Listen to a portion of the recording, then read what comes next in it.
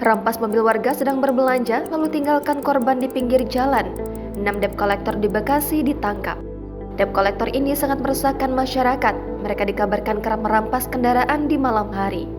Kasat Reskrim Polres Metro Bekasi, Kompol Gogo Galesung mengatakan 6 debt collector kerap beraksi di sejumlah wilayah.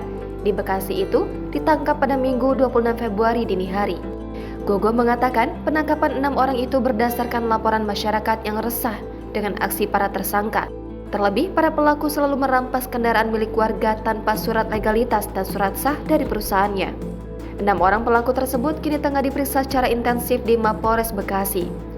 Gogo pun mengimbau warga tidak terintimidasi apabila ada aksi oknum debt collector yang ingin menarik kendaraan disertai dengan aksi premanisme. Warga justru segera melapor ke kantor polisi terdekat.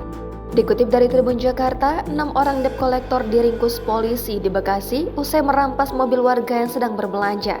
Kasat Reskrim Polres Metro Bekasi, Kompol Gogo Galesung mengatakan, korban berkendara mobil melintas di wilayah Bekasi.